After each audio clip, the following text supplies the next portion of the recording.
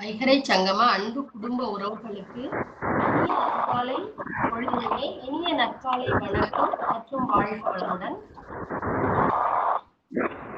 இந்த அமைப்பு காலை 5:25 முதல் 6:15 வரை மாதம் முழுவதும் ஒரு சவாலான தலைப்பில் பேச முத்துமுத்தாக 30 ஆளுமைகள் என்ற வரையறையோடு காலை வேளையை இனிதாக்கி கொண்டிருக்கிறது.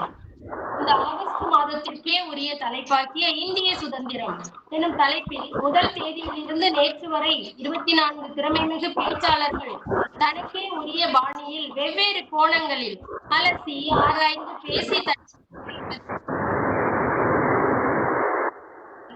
இந்திய சுதந்திரம் என்றால் ஆங்கிலேயன் நமக்கு கொடுத்தது அல்ல, லட்சம் உயிர்கள் விலை கொடுத்து வாங்கியது. கொடியேற்றுவது வானத்தில் அல்ல, இந்தியன் மனதில் பட்டொலி வீசி பறந்து கொண்டிருக்கிறது. தேசம் என்பது வரைபடத்தில் உள்ள உருவம் அல்ல, ஒவ்வொரு இந்தியனின் நேசத்திலும் பாசத்திலும் உயிரிலும் எழுதப்பட்ட அழகான ஓவியம்.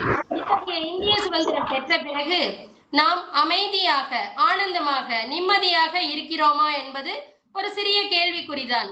ஆங்கிலேயரிடமிருந்து பெற்றுவிட்டோம், ஆனால் நம் மனதில் இருக்கும் பயம், உயர்வு தாழ்வு மனப்பான்மை, அறியாமை, பொருளாதார தாழ்வு இவற்றிலிருந்து பெற்றுவிட்டோமா சுதந்திரம்? இப்படி பல வினாக்களுக்கு விடையளிக்க வரும் இன்றைய ஆளுமை திரு ஜெகநாதன் சார் பற்றிய ஒரு சிறிய அறிமுகம். உலகின் 2வது நீளமான மெரினா கடற்கரை ஒருபுறம், யாதும் ஊரே யாவரும் கேளீர் என்பதற்கேற்ப அனைத்து மொழி பேசுபவர்களில் தமிழ் பேசும் அலுவலகம் மறுபுறம், புயலோ மழையோ ஏன் வெள்ளமே வந்தாலும் ஓடி வந்து உதவி செய்யும் மனிதநேயம், மனிதாபிமானம் நிறைந்த மனிதர்கள் இன்னொரு புறம் என உள்ள சென்னையில் பிறந்தவர். BE மெக்கானிக்கல் என்ஜினியரிங் முடித்து ஏறத்தாழ 37 ஆண்டுகள் NLC-யில் சிறப்பாக பணியாற்றி 2020 பணி ஓய்வு பெற்றவர். புத்தகம் படிப்பதில் மிக்க ஆர்வம் உள்ளவர். இவர்களுக்கு ஸ்போர்ட்ஸிலும் ஆர்வம் உண்டு. He is a member in Triplicane Humor Club. வைகறை சங்கமத்தின் அபிமானியாகிய திரு ஜெகநாதன் சார் அவர்களை அறிமுகப்படுத்தி பேச அழைப்பதில் பெருமகிழ்ச்சி அடைகிறேன். Jeganathan sir, the floor is yours. As usual, rock the stage, sir. Welcome, sir. நன்றி கோமதி மேடம். அனைவருக்கும் காலை வணக்கம். உலகம் யாவையும் தாமலவாக்கலும் நிலைபெறுத்தலும் நீக்கலும் நீங்களா அழகிலா விளையாட்டுடையான் அவர் தலைவர் அன்னவர்க்கே சரண் நாங்களே என்ற கம்பனை நினைத்து நான் பேச தொடங்குகிறேன். இந்த மாதம் சுதந்திர தின மாதம் என்றதால அதுல நிறைய பேர் கிட்டத்தட்ட 24 பேர்கள் ஏற்கனவே சுதந்திரத்தை பற்றி சிறப்பான உரையை ஆற்றி இருக்கிறார்கள். அப்படிப்பட்ட சூழ்நிலையில நான் என்ன பேசிட போறேன்னு நினைச்சிருந்தேன். அதனால நான் கொஞ்சம் வித்தியாசமா வேற ஒரு கோணத்துல சிந்திக்கலாம்னு நினைச்சு, சுதந்திரம் என்பது இந்தியாவில 1947 இருந்து ஆரம்பிச்சு 80 வருடங்கள் கடந்து விட்டன. ஆனாலும் நம்மளுக்கு முழுமையான சுதந்திரம் பெற்று விட்டோமா என்பது நமக்கு ஒரு சிந்திக்கலான்னு தோணியது. அதற்காகத்தான் இந்த முயற்சி. அதாவது சுதந்திரம் என்றால் என்னன்னா, ஒரு நாடு அந்நியர்களிடமிருந்து அடிமைப்பட்டு கிடந்ததிலிருந்து விடுதலை பெறுவதுதான் சுதந்திரம் என்று பொதுவான ஒரு கருத்து இருக்கிறது. ஆனாலும் அதுல இப்ப உலகத்துல ஒரு 216 நாடுகள் இருக்கின்றன. அதுல 95% நாடுகள் சுதந்திர நாடுகளாகத்தான் இருக்கின்றன. ஆனாலும் சில நாடுகள் ஆப்பிரிக்கால இன்னும் சில நாடுகளும், ஹாங்காங் போன்ற நாடுகள் சீனாவுக்கும் அடிமை என்று சொல்ல முடியாது, ஆனாலும் அவர்களுடைய கட்டுப்பாட்டில் இயங்குகின்றன. அப்படிப்பட்ட சூழ்நிலையில அவர்கள் முழுமையான சுதந்திரத்தோட இருக்கிறார்களா என்றால் இல்லை. அந்த மாதிரியான சூழ்நிலையில முழுமையான சுதந்திரம் வந்த பின்பும் எல்லாரும் மகிழ்ச்சியாக இருக்கிறார்களா என்று சிந்தித்தோம் என்றால், உலகத்துல எல்லா நாடுகளிலும் மகிழ்ச்சி இருக்கிற ஹாப்பினஸ் இண்டெக்ஸை வச்சு பார்க்கும் பொழுது ஐரோப்பாவில இருக்கிற சில நாடுகள் தான் முன்னணியில இருக்கிறது. அமெரிக்கா போன்ற நாடுகளே 10வது இடம் கூட வரவில்லை. அதனால மகிழ்ச்சி இல்லாமல் நிறைய நாடுகள் இருக்கின்றன. அதற்கு காரணம் நிறைய காரணங்கள் இருக்கின்றன.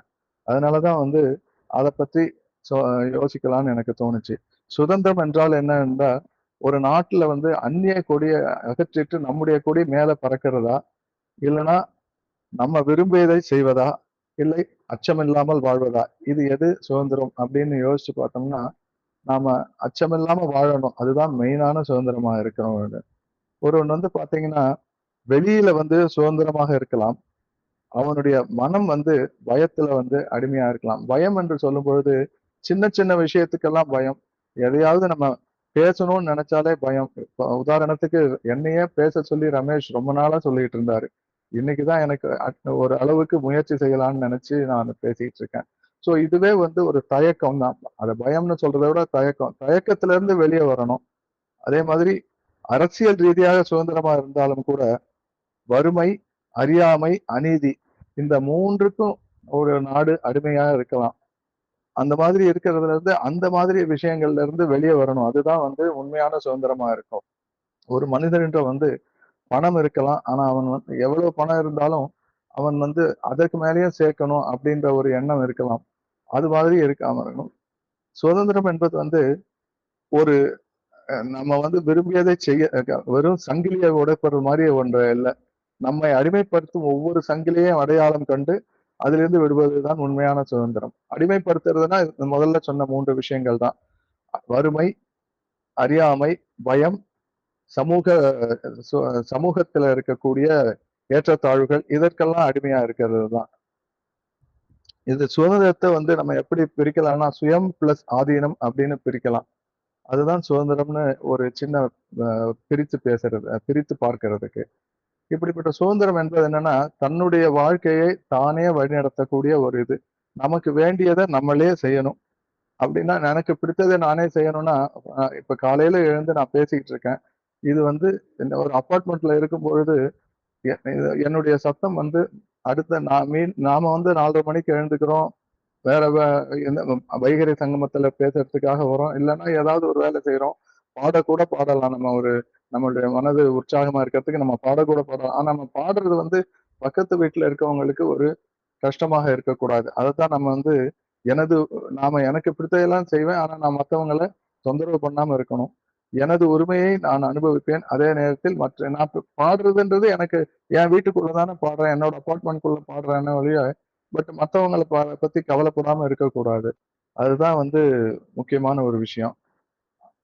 அதனாலதான் எனது உரிமையை நான் அனுபவிப்பேன். அதே நேரத்தில் மற்றவரின் உரிமையையும் மதிப்பேன். சுதந்திரம் என்பது ஒரு வீட்டுல இருந்து அடுத்தவங்களோட நம்முடைய வாசற்படி வரையில தான் நம்மளுடைய சுதந்திரம். இன்னும் ஒரு படி மேல போனோம்னா அடுத்தவர்களுடைய மூக்கு நுனி வரையில தான் நம்மளுடைய சுதந்திரமாக இருக்க வேண்டும். அதற்கு மேல நம்ம போய் எதுவும் அவர்களை தொந்தரவு பண்ணது கூடாது. அந்த மாதிரியான சூழ்நிலை தான் நம்ம சுதந்திரத்துல தான் இருக்கணும். சோ சுதந்திரத்தோட பொறுப்பும் சேர்ந்து வர வேண்டும். கட்டுப்பாடு இல்லாத சுதந்திரம் குழப்பம், பொறுப்புடன் கூடிய சுதந்திரம் நாகரீகம்னு சொல்லலாம். மனிதன் வந்து குழந்தையா இருக்கும் பொழுதே வந்து நம்ம வந்து சுதந்திரத்தை தேடுறோம். நான் என்ன நினைக்கிறேன்னா குழந்தை கருவில உருவாகும் பொழுதே சுதந்திர வேட்கை அதுக்கு தொடங்கிடுறது. ஏன்னா கருவில குழந்தை 10 மாதமும் வந்து அசையாம இருக்கிறது இல்ல. அது அசைய தொடங்குகிறது. அசைய தொடங்குறது என்னன்னா அதற்கு அந்த கருப்பையோட இருக்கிற இடம் வந்து அது இறைவனோட இயற்கையோட படைப்புல இருந்து வளர்ந்து வரக்கூடியதுதான். ஆனாலும் அதுல கை கால்களை அசைத்து கொண்டு அதன் பின்னர் வெடி உலகத்தை பார்க்கும் பொழுது அது வந்து அழ ஆரம்பிக்கிறது. அது அழும் பொழுது அதை நம்ம யாராவது தடுத்து நிறுத்துவோமா மாட்டோம். ஏன்னா அது அழலைன்னா நம்ம அழுவோம் அப்படின்ற மாதிரி சொல்லுவாங்க. அதனால குழந்தையா இருக்கும் பொழுதே மனிதனுக்கு சுதந்திர வேட்கை தொடங்கிடுறது. ஒரு குழந்தை படுத்து கொஞ்சம் கொஞ்சமா அதோட பருவ வளர்ந்து வரும்பொழுது அது பிறண்டு படுக்கிறது இல்லைன்னா கையை காலை ஆட்டுறது அந்த மாதிரிலாம் பண்ணும்பொழுது நம்ம அதை கட்டி போடுறதோ இல்ல அது புரண்டு படுக்கிறதையோ தடுத்தோம்னா அது அழ ஆரம்பிக்கும். அதனாலதான் அதனாலதான் நான் நினைக்கிறேன் குழந்தையா இருக்கும் போதே மனிதனுக்கு சுதந்திர வேட்கை தொடங்கி இருக்கிறது. மனிதன் வந்து சுதந்திரமாக சிந்திக்க வேண்டும். எதுக்காக சுதந்திரம் வேணும்னோம்னா அவன் சுதந்திரமாக சிந்திக்கணும், கேள்வி கேட்க வேண்டும், தன்னுடைய திறமையை தானே வளர்த்து கொள்ள வேண்டும், கற்க வேண்டும், அச்சமின்றி வாழ வேண்டும். இந்த விதயத்துக்காகத்தான் ஒரு மனிதனுக்கு சுதந்திரம் தேவை. இப்படிப்பட்ட சுதந்திரத்தோட எத்தனையோ நாடுகள் இருக்கின்றன. ஆனாலும் சுதந்திரமா இருந்தாலும் அவர்கள் நிறைய விஷயங்களை தேடிக்கொண்டே இருக்கின்றார்கள். அந்த மாதிரி இப்படிப்பட்ட சுதந்திரத்திற்கான எதிரி என்னன்னா 3 விஷயங்கள் நினைக்கிறேன். பயம், அறியாமை, வறுமை, 4 விஷயங்கள். சமூக அடிமைத்தனம். இது 4ம் தான் ஒரு சுதந்திரத்தோட எதிரியா நினைக்கிறேன். மனிதனை உள்ளிருந்து அடிமைப்படுத்துவது பயம். என்னன்னா தோல்விய பயம், மற்றவர்கள் என்ன சொல்வார்கள் என்ற பயம், கேள்வி கேட்கும் பயம், புதியதை முயற்சி செய்யும் பயம், தனது கருத்தை சொல்லும் பயம். ஸோ முழுமையான சுதந்திரத்தோட இது என்னன்னா, நாம வந்து உண்மையான ஒரு நமக்கு தெரிஞ்சது சரியான ஒரு கருத்துன்னா, அத எல்லார் முன்னாடியும் பத்திரம் தைரியமா சொல்லணும். நாம செய்யக்கூடிய செயல் மற்றவர்களுக்கு எந்த வகையிலும் ஊறு விளைவிக்காது. நமக்கு நாட்டுக்கு தேவை. நாம் வேலை செய்யற ஒரு அ ஒரு அ கம்பெனிக்கோ, இல்ல காரியாலயத்துக்கோ தேவைன்னா, அத செய்யும்பொழுது அச்சமில்லாம செய்யணும். அதுதான் வந்து அதுதான் முக்கியமான ஒரு சுதந்திரமாக அந்த பயத்துல இருந்து வெளிய வரணும். அது வந்து சுதந்திரத்தோட முதல் படியா நினைக்கிறேன். அடுத்தது வந்து அறியாமையிலிருந்து வெளிய வர்றது. அறியாமைன்றது வந்து கல்வி அறிவு இருக்கிறது மட்டுமே அ முழுமையான அறிவு பெற்றவர்களா சொல்ல முடியாது. கல்வி அறிவு பெற்றவர்களே சில சமயங்கள்ல வந்து எத்தனையோ விஷயங்கள அவர்களுடைய கல்வி அறிவையே தவறான வழியில பயன்படுத்தக்கூடிய சூழ்நிலைய நம்ம பார்த்துக்கிட்டு தான் இருக்கோம். அறிவில்லாத மனிதன் அறிவில்ல என்றது அறிவில்லாத மனிதனை எளிதில் ஏமாற்றலாம். அதாவது நம்ம நெனைச்ச மாரி வழி நடத்தலாம். இப்ப பார்த்தீங்கன்னா, இந்தியால வந்து லிட்ரசி ரேட் வந்து கிட்டத்தட்ட சராசரி வந்து 75க்கு மேல தாண்டிடுச்சு. அ எழுத படிக்க தெரிந்தவர்கள். அதாவது தன்னோட கையெழுத்த தன்னே போட்டு அந்த மாரி சில வார்த்தைகள படிக்கக்கூடிய லெவல்ல 75% வந்துட்டாங்க. ஆனா கேரளா, மிசோரம், திரிபுரா அந்த மாநிலங்கள் எல்லாம் 95%க்கு மேல அ மிசோரம் வந்து 98 நாட்டிலேயே மிகவும் படிப்பறிவு உள்ள மாநிலமா இருக்குது. அதனால நார்த் ஈஸ்ட்ல இருக்கிற மாநிலங்கள் வந்து அந்த அளவுக்கு படிப்பறிவோட இருந்து அதனால தான் அவங்க வந்து ந நெறைய இயற்கை விவசாயம் அந்த மாரி எல்லாம் பண்ணிட்டு, அவர்களுடைய வாழ்க்கை முறை என்னதான் அவங்க இந்தியாவோட இணைந்து இருந்தாலும், அவர்களுடைய வாழ்க்கை முறை பார்த்தீங்கன்னா, அவர்களோட சொந்தமான வாழ்க்கை முறையா இருக்கு. இன்னுமே நான் நெனைக்கிறேன், அவர்கள் வந்து இந்த மேலை நாட்டு கல்ச்சருக்கு அந்த அளவுக்கு அவங்க அந்த நார்த் ஈஸ்டர்ன் ரீஜன்ல இருக்கவங்க வந்து அடிமை இல்லாம இருக்காங்க. அதுல வந்து சொன்னீங்கல்ல, அந்த மாதிரியான ஒரு சூழ்நிலைய தான் நமக்கு வேணும்ன்றத நான் நெனைக்கிறேன்.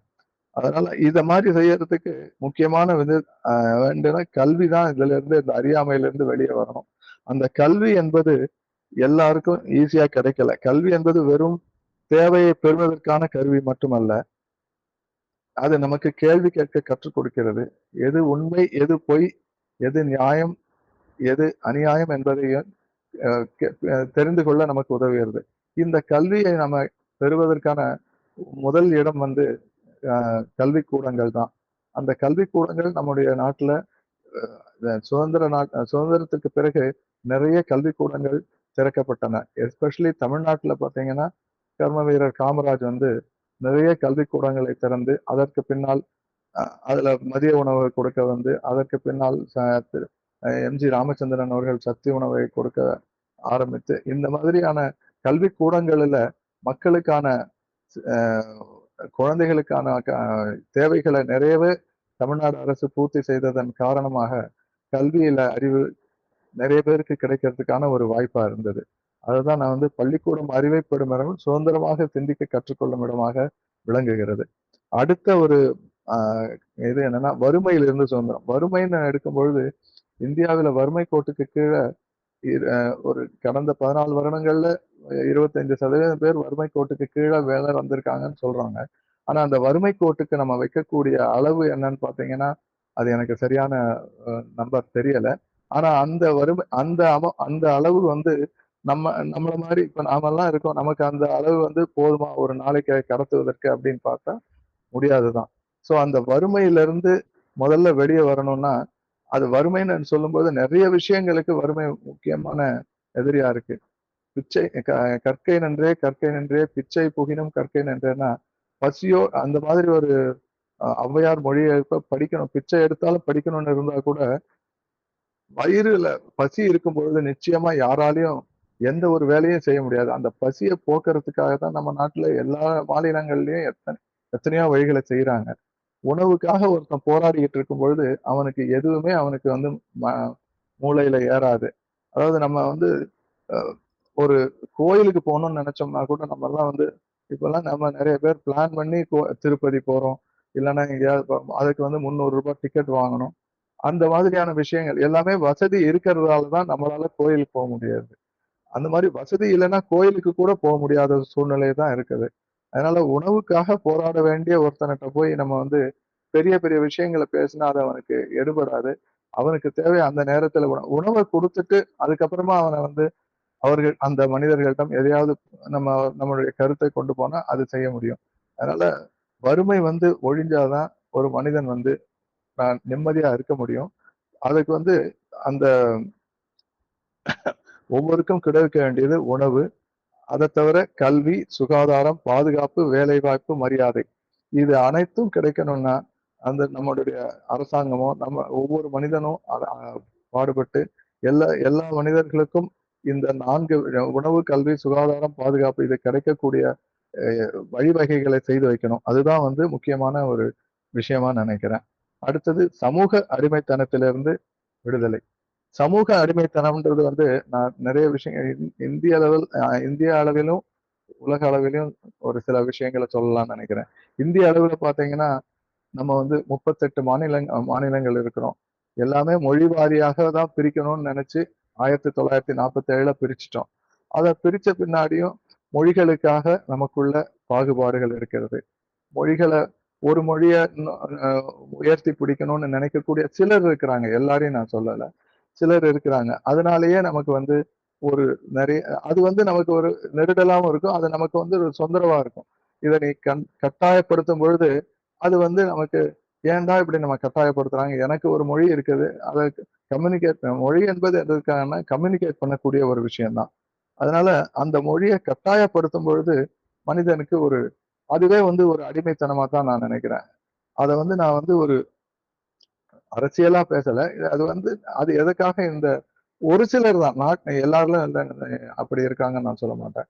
ஒரு சிலர் மட்டும்தான் அந்த மாதிரி மொழியை திணிக்கணும்ன்ற மாதிரி நினைக்கிறாங்க. ஏன்னா எல்லார் வீட்லயுமே எல்லாரும் வந்து 3 மொழிகளை நிறைய பேர் பேசுறாங்க. ஹிந்தியில இருந்து ஒரு பெங்களூர்ல போய் இருக்கிறாங்கன்னா அங்க கன்னடத்தை ஈஸியா கத்துக்கிறாங்க. மகாராஷ்டிரால போய் இருக்கிறோம்னா ஹிந்தியை ஈஸியா கத்துக்கிறாங்க. உத்தரப்பிரதேசம், பெங்காலுக்கு போயிருந்தா பெங்கால் அந்தந்த பிராந்திய மொழியை எல்லாரும் கத்துக்கக்கூடிய வாய்ப்பு இருக்குது. அப்படி இருந்தாலும் வந்து மொழியை திணிக்கணும்னு நினைக்கிறப்ப அது வந்து அந்த மாதிரியான ஒரு இருக்கக்கூடாதுன்றது ஒரு விஷயம். இன்னொன்னு வந்து ஜாதி வந்து இந்தியால முழுவதுமா ஒழிஞ்சிருச்சுன்னு நம்ம கண்டிப்பா இன்னைக்கு வரையில சொல்ல முடியாது. அதற்காகத்தான் நிறைய விஷயங்கள் இருக்குது. ஜாதியில இருந்து வெளியே வரணும்ன்றதுக்காக எல்லாரும் பாடுபடுறோம். ஆனாலும் அது ஜாதிய கொடுமைகள் நடந்துகிட்டு தான் இருக்கு. ஆணவ கொலைகள் முதற்கொண்டு எல்லா ஊர்லயும் அது வந்து அந்த மாதிரி விஷயங்கள் வந்து ஆல் இந்தியா லெவல்ல நடந்துகிட்டே இருக்குது. இத்தனை வருஷங்கள் இவ்வளவு முன்னேற்றங்கள் அடைந்த பின்னாடியும் 80 வருடங்கள்ல நாம எவ்வளவோ முன்னேற்றங்களை கண்டுட்டோம். ஆனாலும் அந்த ஜாதிய கொடுமைகள்ல இருந்து முழுமையா வெளியே வரல. அதே மாதிரி பாலினம் வந்து 3ஆம் பாலினத்தை சில சமயங்கள்ல தவறாக உபயோகிக்கக்கூடிய சூழ்நிலையில கூட நம்ம இருக்கிறோம். அந்த 3ஆம் பாலினத்தை வந்து நல்லபடியா மதிக்கணும். அது அந்த 3ஆம் பாலினம் இப்ப நிறைய விஷயங்கள்ல முன்னேறி வந்திருக்காங்க. நாட்டுக்காக நிறைய விஷயங்கள்ல செய்யறாங்க. அதனால 3ஆம் பாலினத்தையும் நம்ம மதிக்கணும். 4வது பொருளாதாரத்துல ஏற்றத்தாழ்வு. ஏற்றத்தாழ்வு இருக்கிறத குறைக்கிறதுக்கு வறுமை கோட்டுல இருந்து மேல எடுத்துட்டு வர்றதுக்கான காரண காரியங்கள் நிறைய இருக்குது. அதை கொண்டு வந்து உயர்த்துறது தான் ஒரு முக்கியமான ஒரு விஷயமா இருக்கணும். அதுல இன்னொன்னு என்னன்னா நான் வந்து இந்த உலக அளவுல பாத்தீங்கன்னா சமூக அடிமைத்தனம்னு பாத்தீங்கன்னா 2 விஷயங்கள்ல நான் வந்து ஸ்போர்ட்ஸை ரிலேட் பண்ணி சொல்றேன். எனக்கு அது கொஞ்சம் விருப்பம்ன்றதால கிரிக்கெட்ல பாத்தீங்கன்னா இப்ப ஆஸ்திரேலியா, இந்தியா, இங்கிலாந்து 3ம் ஒரு பெரிய சூப்பர் பவரா இருக்கு. ஏன்னா அந்த கிரிக்கெட் போர்ட்ஸ் தான் நிறைய அதிகாரமும் செல்வம் மிக்கவர்களா இருக்காங்க. அவர்கள் பாத்தீங்கன்னா அந்த 3 பேர்கள் விளையாடும் பொழுது மட்டும் அந்த அந்த விளையாட்டு அந்த பர்டிகுலர் மேட்சஸ்க்கு வந்து ரொம்ப முக்கியத்துவம் கொடுக்குறாங்க. அதே சமயத்துல வந்து பங்களாதேஷ், ஸ்ரீலங்கா போன்ற நாடுகள், ஜிம்பாப்வே போன்ற நாடுகளுக்கெல்லாம் அயர்லாந்து போன்ற நாடுகளோடலாம் அவங்க போட்டி போடுவதற்கு ஆஸ்திரேலியாவும் இங்கிலாந்து ரொம்ப தயங்குவாங்க. என்னன்னா அது அவங்கள்ட்ட இருக்கு. அவங்க வந்து அந்த ஒரு போட்டின்றது வந்து 2 பேர் நான் வந்து திறமையில வந்து கொஞ்சம் முன்ன பின்ன இருந்தாலும் அவங்க போட்டி போடுறதுக்கு தயாரா இருக்கும் பொழுது அவர்களுக்கு தேவையான ஒரு இதை கொடுக்க மாட்டாங்க. இப்ப நம்ம ஆஸ்திரேலியா போனோம்னா ஒரு 5 முக்கியமான கிரவுண்ட்ல நம்மளால விளையாட விடுவாங்க. இப்ப பங்களாதேஷ் அங்க போயிட்டு இருக்கும்போது ஒரு கவுண்டியில போய் அவங்கள விளையாட விடுறாங்க. அந்த மாதிரியான ஒரு சூழ்நிலை இருக்கு. அதே மாதிரி சவுத் ஆப்பிரிக்கா வந்து கிரிக்கெட்ல எல்லா ஸ்போர்ட்ஸ்ல இருந்தும் ஒரு 20 வருடங்கள் அவங்கள வந்து உலக அளவுல ஒதுக்கி வைத்திருந்தது நம்ம எல்லாருக்கும் தெரியும். எதுக்காகன்னா அப்பார்த்தைடு என்ற நிறவரி கொள்கையினால அவங்க உலக அளவுல 70ல இருந்து 92 வரையில அவங்களை ஒதுக்கி வச்சிருந்தோம். அதுக்கப்புறம் தான் மண்டேலா வந்து 27 வருடங்கள் சிறையில இருந்து அவர் வெளியே வந்து அதற்கு பின்னால் அவர் அந்த நாட்டுக்கு அடிமைத்தனத்திலிருந்து மக்களை மீட்டு அங்க 85% கருப்பின மக்கள், 15% தான் ஒயிட்ஸ். அந்த 15% பேர்கள் அந்த ஊர்ல இருக்கக்கூடிய எல்லா வளங்களுக்கும் வைரச் சுரங்கங்களுக்கெல்லாம் அதிபதியா இருந்து 85% இருக்கக்கூடிய கருப்பின மக்களை வந்து அடிமைகளா வைத்து அந்த வைரச் சுரங்கங்கள்ல நடக்கக்கூடிய கொடுமைகள்லாம் ரொம்பவும் கஷ்டமா இருக்கும் அதை கேட்கறதுக்கு. அப்படிப்பட்ட சூழ்நிலையில இருந்து அவங்க வெளியே வந்தாங்க. அப்படி இருக்கக்கூடிய இதுல டோனி கிரேக்னு ஒருத்தர் வந்து வெஸ்ட் இண்டீஸ் கூட விளையாடும் போது 1976ல வி வில் மேக் தம் கிரௌல் அப்படின்னா தவழ்ந்து வர மாதிரி செய்வேன் அப்படின்னு சொல்லி ஒரு பேசினார். அதற்கு காரணம் அவருக்கு உள்ள இருந்த ஒரு நாம வந்து ஒயிட்டா இருக்கோம் அப்படின்ற ஒரு இதுதான், அந்த நிறவெறி தான். ஆனா அந்த சீரீஸை வெஸ்ட் இண்டீஸ் 3-0 வின் பண்ணி actually they made them crowd. அதுதான் அது ஒரு முக்கியம். ஸோ அது வந்து அதனால ஒருவருடைய சுதந்திரம் மற்றவருடைய அவமானத்தில் மேல கட்டப்படக்கூடாது. நாம் உயர வேண்டும், ஆனால் மற்றவரை தாழ்த்தி உயரக்கூடாது. இந்த மாதிரி வரும்பொழுது ஒரு நாட்டோட அந்நிய ஆட்சியின் கீழ் இருந்தால் மக்கள் நம்முடைய முடிவுகளை தாங்களே எடுக்க முடியாது. வரிகள் எப்படி விதிக்கப்பட வேண்டும், வளங்கள் எவ்வாறு பயன்படுத்தப்பட வேண்டும், சட்டங்கள் எவ்வாறு உருவாக வேண்டும், யார் ஆட்சி செய்ய வேண்டும், இதையெல்லாம் ஒரு நாட்டுல இருக்கவங்க அவர்களே தீர்மானிக்கக்கூடிய ஒரு நிலையில இருந்தாதான் சுதந்திரம் நல்லா இருக்கும். ஆனால் உலகத்தில் பல நாடுகள் பல அந்நிய ஆதிக்கத்துக்கு எதிராக போராடின விஷயம் நமக்கு தெரியும். அமெரிக்க சுதந்திர போராட்டம். அமெரிக்காவே வந்து இங்கிலாந்துல இருந்துதான் விடுதலை வாங்கிச்சு 1657 நினைக்கிறேன். சரியா சொல்லலைன்னா மன்னிக்கவும். பிரெஞ்சு புரட்சி, ஆசிய ஆப்பிரிக்க விடுதலை போராட்டம்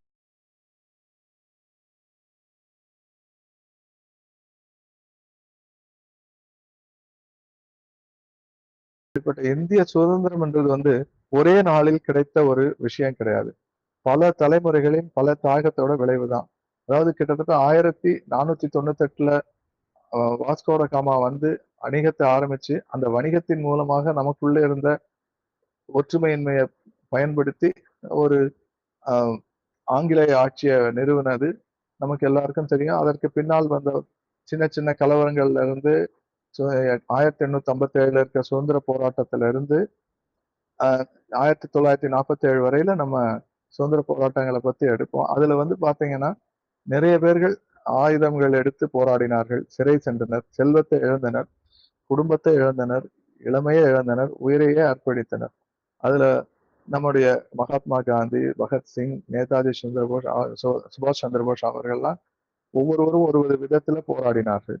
நம்முடைய தமிழ்நாட்டிலயும் நிறைய பேர் இருக்காங்க. வேலு நாச்சியார், குயிலி, வீரபாண்டிய கட்டபொம்மன், வ.உ.சி., சுப்பிரமணிய சிவா, மகாகவி பாரதியார், தில்லையாடி வள்ளியம்மை இவர்கள் எல்லாமே போராடிதான் நமக்கு சுதந்திரத்தை வாங்கி தந்தாங்க.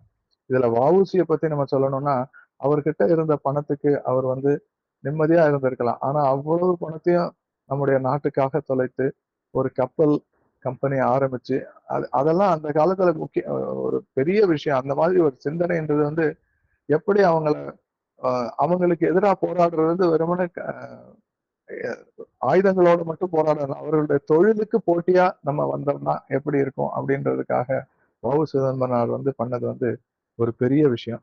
ஸோ அப்படிப்பட்ட சுதந்திரம் நமக்கு எவ்வளவு எளிதாக கிடைத்ததுன்னா அதுக்கு பின்னால எண்ணற்ற தியாகங்கள் இருக்கின்றன.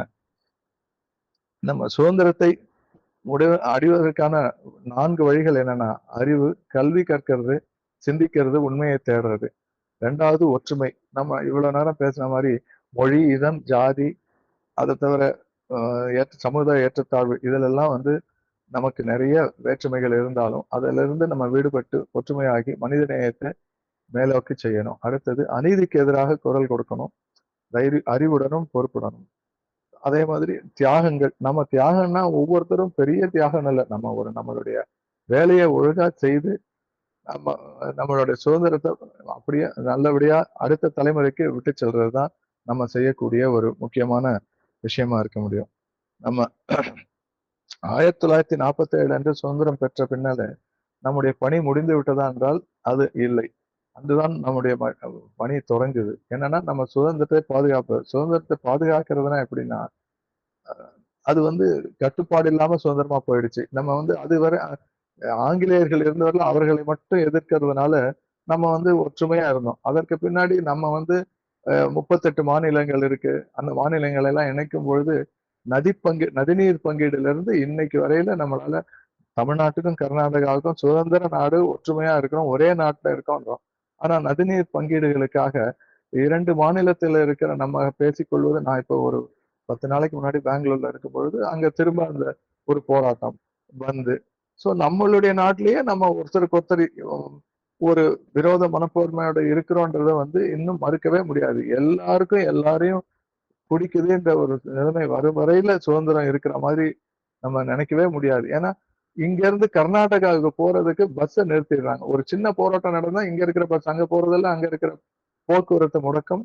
ட்ரெயின்ல போனா போறோம். அதுல கூட ஒரு ஒரு நம்பிக்கையோட போறோம். அங்க ஏதாவது நெறைய கலவரங்கள்லாம் நடந்திருக்கு. இப்பதான் ஆனா அந்த கலவரங்கள் வந்து தமிழ்நாட்டுக்கும், கர்நாடகாவுக்கும் இடையில இந்த ஐடி எல்லாம் வந்து நெறைய பேர் அங்க வேலை செய்ய ஆரம்பிச்ச பின்னாடி, அது நிச்சயமா குறைஞ்சிருக்கு. ஒரு சிலர் மட்டும் தான் அத பண்ணிட்டு இருக்காங்க. அதனால அதனாலதான் என்ன சொல்றதுன்னா, சுதந்திர பாதுகாக்கிறது வந்து இதுவும் ஒன்றுதான்.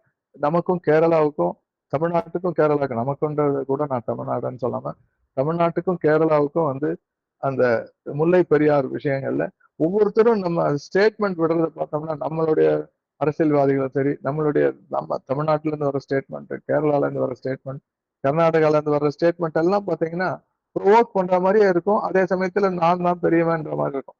இத வந்து நம்ம அவ்வளவு சுலபத்துல மாற்ற முடியும் தெரியல. அதுக்கு வந்து மக்கள் மனதுல இன்னும் விசாலமா இருந்தா மட்டும் தான் வந்து நிச்சயமா நம்ம வந்து நல்லா இருக்க முடியும். அதனாலதான் அத ஒரு வீட்டை கட்டுறது கடினம். அதை பராமரிப்பது ரொம்ப முக்கியம். சுதந்திரத்தை பெற்றது நம்ம ஒரு சாதனைன்னா, அத வந்து பொறுப்புடன் பயன்படுத்துவது நம்முடைய கடமையா நம்ம நினைக்கிறோம். அடுத்தது உலகமே சுதந்திரமா இருக்கணும். நாடு மட்டும் சுதந்திரமா இருந்தா போதாது. உலகமே சுதந்திரமா இருக்கணும். ஏன்னா, ஒரு நாட்டின் பாதுகாப்பு மற்றொரு நாட்டின் மீது அழிவின் மீது இருக்கக்கூடாது. ஒரு நாட்டின் வளர்ச்சி மற்றொரு நாட்டின் சுரண்டலாக இருக்கக்கூடாது.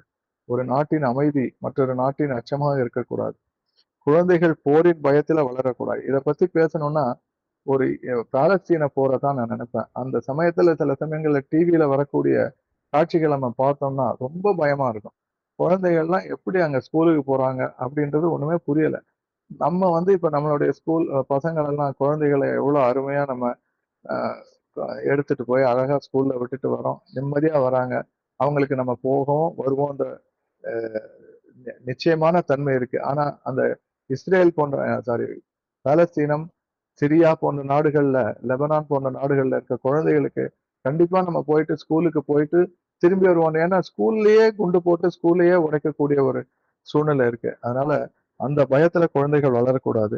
இப்படி பார்க்கும் பொழுது நமக்கு வந்து வெளிப்புற அமைதி மட்டும் இல்லாம வெளியிலயும் அமைதி வேணும்.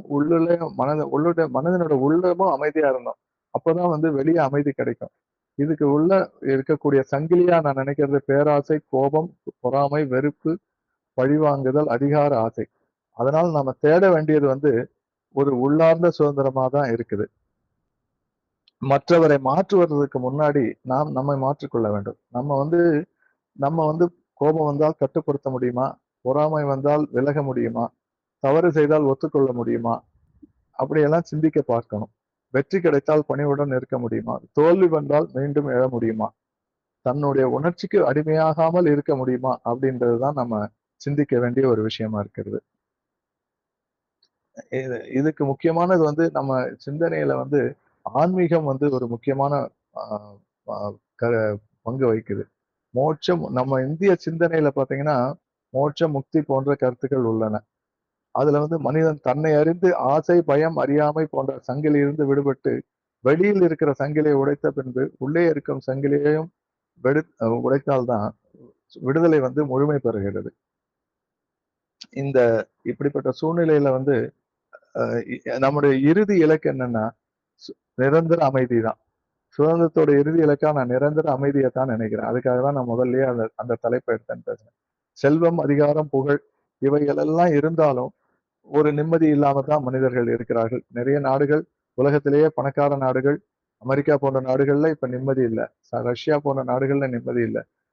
ஹாப்பினஸ் இண்டெக்ஸ்ல நல்லா இருக்கக்கூடிய நாடுகள்னா அந்த யூரோப்ல நார்டிக் கண்ட்ரிஸ் தான் ஓரளவுக்கு ஆஹ், ஒரு மகிழ்ச்சியா இருக்கின்றன. ஏன்னா மற்ற நாடுகள்ல வந்து வளங்கள் இருந்தாலும் மகிழ்ச்சி இல்லை. ஏன்னா அதற்கு காரணங்கள் நான் நிறைய இதுவரையில நான் எனக்கு தெரிந்த விஷயங்களை சொன்னேன். ஸோ மனிதனுக்கு தேவை உள்ளார்ந்த அமைதி, குடும்பத்திற்கு அமைதி, சமூகத்திற்கு அமைதி, நாட்டிற்கு அமைதி, உலகத்திற்கு அமைதி. சுதந்திரத்திலிருந்து சமத்துவம், சமத்துவத்திலிருந்து நீதி, நீதியிலிருந்து சகோதரத்துவம், அதுல இருந்து அமைதி. உலக அமைதி என்று வேண்டும்னு சொல்றது ரொம்ப ஈஸி. அது வந்து நம் எங்க இருந்து தொடங்குறதுன்னு பார்த்தா, அது வந்து நம்மிடமிருந்து தான் தொடங்குறது. நம்ம வந்து எப்பவுமே மற்றவர்களை மதிக்கணும், பொய் சொல்லாமல் இருக்கணும், அநீதியை ஆதரிக்க கூடாது, வெறுப்பை வளர்க்க கூடாது, வேறுபட்ட கருத்தை மதிக்கணும், இயற்கையை பாதுகாக்கணும், கல்வியை வளர்த்து நல்ல விஷயங்களுக்கு பயன்படுத்தணும். நம்முடைய நாட்டை நேசித்துக் கொண்டே மற்ற நாடுகளையும் வெறுக்காம இருக்கிறதுக்கு பழகணும். தேசப்பற்று மனித நேயத்திற்கு எதிரியாக இருக்கக்கூடாது. இந்த மாதிரி விஷயங்களுக்கு இளைஞர்கள் தான் முக்கியமான ஒரு பங்கு வகிக்கிறாங்க. இந்த இளைஞர்கள் வந்து நாளைய இந்தியாவை உருவாக்க போறாங்க, நாளைய உலகத்தையும் மாற்ற போறாங்க. அந்த அறிவு தொழில்நுட்பம் அதுலெல்லாம் வந்து நம்ம மிகுந்த உன்னதமான நிலை அடைஞ்சிருக்கிறோம். ஸ்பேஸ் ரிசர்ச்ல இருந்து செமி கண்டக்டர் வரையில இந்தியால வந்து ஒரு சிறந்த மாற்றங்கள் நடந்திருக்கு. ஆனாலும் நம்முடைய இன்னும் வந்து சில பற்றாக்குறைகள் இருக்கின்றன. அறிவு, தொழில்நுட்பம், கனவு, ஆற்றல் இவை சரியான திசையில செல்லணும். சுதந்திரம் என்பது கைபேசியில் நாம் விரும்பியதை பார்ப்பது மட்டுமல்ல. சுதந்திரம் என்பது சரியானதை தேர்ந்தெடுக்கும் திறன், தவறான அழுத்தத்திற்கு இல்லை என்று சொல்லும் தைரியம், மற்றவரை மதிக்கும் மனம், தோல்வியை ஏற்றுக்கொள்ளும் பக்குவம், சமூகத்திற்கு உதவ வேண்டும் என்ற பொறுப்பு. இதுதான் வந்து இது எல்லாத்துக்கும் இளைஞர்களோட பங்கு முக்கியமானது. ஒரு பறவையை நம்ம கூண்டுல இருந்து வெளியே விட்டால் அது சுதந்திரம். அதற்கு பறக்க தெரியவில்லை என்றால், அதன் இறக்கைகள் பலவீனமா இருந்தால், அது எங்கே செல்ல வேண்டும் என்று தெரியலைன்னா அதன் சுதந்திரம் முழுமையானதாக இருக்காது. அதனாலதான் மனிதனுக்கு சுதந்திரம் மட்டும் பத்தாத, பயன்படுத்தும் அறிவு, பாதுகாக்கும் பொறுப்பையும், வழிநடத்தும் மதிப்புகளையும் நாம சொல்லிக் கொடுக்க வேண்டும். நாம் சுதந்திரத்தின் காவலர்களாக 4 இராணுவம் மட்டும் இருக்க முடியாது. ஒவ்வொரு மனிதனும், ஒவ்வொரு குடிமகனும் சுதந்திரத்தின் காவலாக இருந்து, சட்டத்தை மதித்து, மற்றவரின் உரிமையை மதித்து, நாட்டின் வளங்களை பாதுகாத்து, ஊழலை எதிர்த்து, சுதந்திரத்தை வலிமைப்படுத்த வேண்டும். இறுதியாக அடிமைத்தனத்திலிருந்து சுதந்திரம், அரசியல் சுதந்திரத்திலிருந்து சமூக சுதந்திரம், சமூக சுதந்திரத்திலிருந்து பொருளாதார சுதந்திரம், அறியாமையிலிருந்து அறிவு சுதந்திரம், பயத்திலிருந்து மன சுதந்திரம், வெறுப்பிலிருந்து மனிதநேய சுதந்திரம், போரிலிருந்து அமைதி, இறுதியில் மனிதன் உள்ளத்திலிருந்து அமைதியை நோக்கிய பயணம். நாம் இன்று சுதந்திரமாக பேசுறோம், சிந்திக்கிறோம், நடக்கிறோம், எதிர்காலத்தை நோக்கி கனவு காண்கிறோம்னா பல பேருடைய தியாகங்கள் இருந்திருக்கிறது. அவர்கள்ட்ட வந்து நம்ம இப்பவும் நினைவு கூறணும். நினைவு கூறுறதுன்னா அவங்களுக்கு பர்த்டே அன்னைக்கு போய் மலர் தூவுறதுன்னு இல்லை. அவருடைய கருத்துக்களை அடியொற்றி நடந்தோம்னாலே போதும். அவர்கள் சற்று தந்த சுதந்திரத்தை பொறுப்புடன் பாதுகாத்து வாழ்வது அவர்களுக்கு செய்யக்கூடிய உரிமையான ஒரு மரியாதையா நான் நினைக்கிறேன். குடும்பத்தில் அமைதி, சமூகத்தில் நீதி, நாட்டில் ஒற்றுமை, உலகில் சகோதரத்துவம், உள்ளத்தில் அமைதி, இவை எல்லாமே ஒன்றோடு ஒன்று இணைந்தது. அப்படி இருந்தாதான் வந்து நம்ம வந்து சுதந்திரமா இருக்கலாம், நிம்மதியாகவும் இருக்கலாம். இதுல இதுல வந்து பாத்தீங்கன்னா சுதந்திரம் என்பது சங்கிலி இல்லாத நிலைன்னு முதல்ல சொன்னீங்க. நமக்குள்ள இருக்கக்கூடிய சங்கிலிகளை நான் என்னால முடிந்த அளவு சொன்னேன். அந்த சங்கிலி இல்லாத நிலை மட்டுமல்ல, அன்புடன் வாழும் திறன். சுதந்திரம் என்பது என்ன வேண்டுமானாலும் செய்வதல்ல, சரியானதை செய்யும் பொறுப்பு. ஒரு நாட்டின் எல்லைக்குள் முடிவதில்லை, மனித குலத்தின் எல்லைகளை கடந்து செல்ல வேண்டிய ஒரு கனவு. மனிதனை மனிதன் அஞ்சாத உலகம். குழந்தைகள் போரின் சத்தத்தை கேட்காமல் அமைதியின் குரலை கேட்கும் உலகம். வேறுபாடுகள் வெறுப்பை உருவாக்காமல் வண்ணமயமான மனித நேயத்தை உருவாக்கும் உலகம். இப்படிப்பட்ட உலகம் தான் வேணும். நீதி அநீதியை வெல்லும், அன்பு வெறுப்பை வெல்லும், அறிவு அறியாமையை வெல்லும், அமைதி போரை வெல்லும்.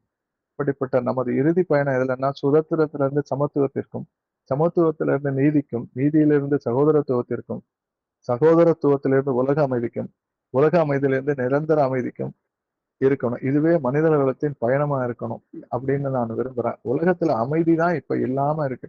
அமைதி இருந்தாலே நிம்மதியா இருக்கலாம்ன்றத எல்லாருக்கும் சொல்லி என்னுடைய உரையை முடிச்சுக்கிறேன். நன்றி, வணக்கம். ஏதாவது நான் தடங்களோட பேசியிருப்பேன். முதல் முறை என்றதால தவறுக்கு, குறைகளுக்கு மன்னிக்கவும். நன்றி, வணக்கம்.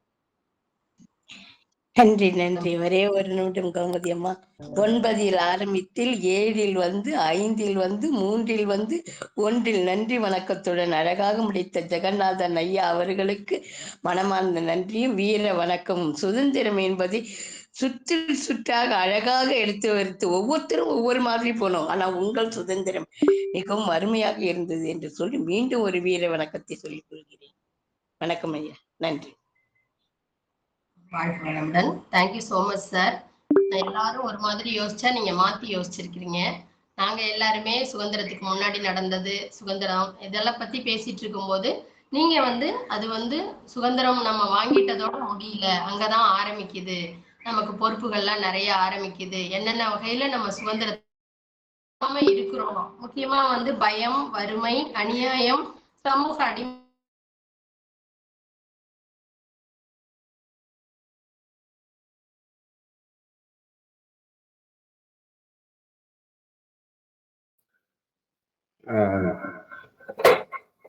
ஆக்சுவலி அருமையான ஒரு உரை அப்படிதான் சொல்லணும்.